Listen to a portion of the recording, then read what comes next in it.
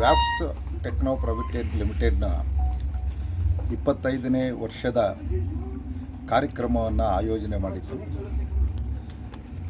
ಇದರ managing trustee ಶ್ರೀಯುತ ಸಿದ್ದೇಶ್ರವರು ಜನಸೇವಾ ವಿದ್ಯಾಕೇಂದ್ರದಲ್ಲಿ ವಿದ್ಯಾಭ್ಯಾಸ ಮಾಡಿ ಅತ್ಯಂತ ಕಷ್ಟಕರ ಪರಿಸ್ಥಿತಿನಲ್ಲಿ ಅವರ ತಂದೆ ಮತ್ತು ತಾಯಿಯ ಪ್ರೋತ್ಸಾಹ ಪ್ರೇರಣೆಯಿಂದ ಒಂದು ಛಲದಿಂದ ನಾನು ಒಂದು ಸಂಸ್ಥೆಯನ್ನು ಕಟ್ಟಬೇಕು ಅನ್ನೋ ಹಂಬಲದಿಂದ ಕಳೆದ 25 ವರ್ಷದಲ್ಲಿ ಮಹತ್ತರವಾದ ಸಾಧನೆಯನ್ನು ಮಾಡಿದ್ದಾರೆ. ಸುಮಾರು 450ಕ್ಕೂ ಹೆಚ್ಚು ನೌಕರರಿಗೆ ಅವರ ನೌಕರಿಯನ್ನು ಕೊಡಲಿಕ್ಕೆ ಸಾಧ್ಯ ಆಗಿದೆ. ಅನೇಕ ರಾಜ್ಯದಲ್ಲಿ ಮತ್ತು ಹೊರ ರಾಜ್ಯದಲ್ಲಿ ಶಾಲೆಯ ಮಕ್ಕಳಿಗೆ ಅವರು ವಿಶೇಷವಾಗಿ ಸಾಫ್ಟ್ವೇರ್ ಡೆವಲಪ್ ಮಾಡಿ ಕಲಿಕೆಯಲ್ಲಿ ಸರಳ ಆಗೋ ರೀತಿಯಲ್ಲಿ ಮಾಡಿರುವಂಥದ್ದು ಒಂದು ಸಾಧನೆಯೇ.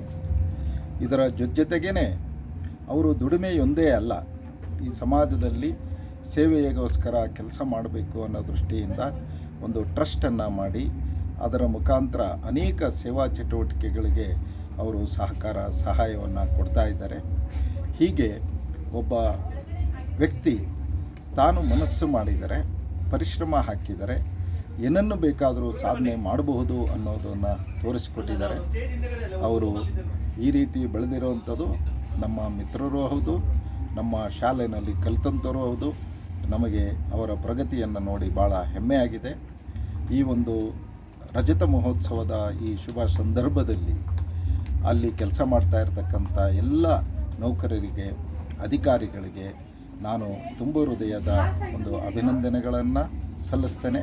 ಮುಂದೆ ಈ ಸಂಸ್ಥೆ ಇನ್ನಷ್ಟು ವ್ಯಾಪಕವಾಗಿ ಬೆಳೀಲಿ, ಅನೇಕ ಜನರಿಗೆ ನೌಕರಿಯನ್ನು ಕೊಡೋದ್ರ ಮುಖಾಂತರ ಹಾಗೂ ಶಿಕ್ಷಣ ಕ್ಷೇತ್ರದಲ್ಲಿ ಒಂದು ಕ್ರಾಂತಿಯನ್ನು ಮಾಡೋದ್ರ ಮುಖಾಂತರ ಇದು ದೊಡ್ಡ ಹೆಜ್ಜೆಯನ್ನು ಇಡಲಿ ಅಂಥೇಳಿ ಕೋರ್ತಾ ನಾನು ಅವರಿಗೆ ಮತ್ತೊಮ್ಮೆ ಶುಭವನ್ನು ಹಾರೈಸ್ತೇನೆ. ಸರ್, ತಿಪ್ಪೇಸ್ವಾಮಿ ಸರ್, ಈಗ ಅವರೊಬ್ಬ ಟೆಕ್ನೋಕ್ರಾಟ್ ಆಗಿದ್ದು ಕೂಡ ಅವರ ಸಂಸ್ಥೆಯ ಧ್ಯೇಯವಾಕ್ಯದಂತೆ ಇಡೀ ರಾಷ್ಟ್ರೀಯತೆ ತುಂಬಿ ತುಳುಕ್ತಾ ಇತ್ತು ಇಡೀ ಸಮಾರಂಭದಲ್ಲಿ. ಇದ್ರ ಬಗ್ಗೆ ಏನು ಹೇಳ್ತೀರಾ?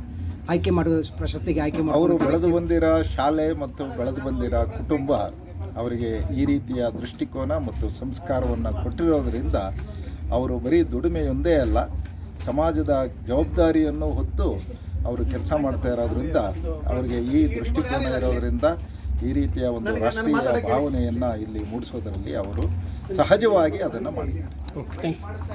C.R. Reddy, very closely associated with Punyakoti Goshala particularly, and Siddesh is my very close friend. I've been moving with him and very impressed with his passion for social cause. Today's function is the culmination and ultimate presentation of his passion to the external world. Of course, internally we all know about him. Now everybody knows about him. Thank you. Okay.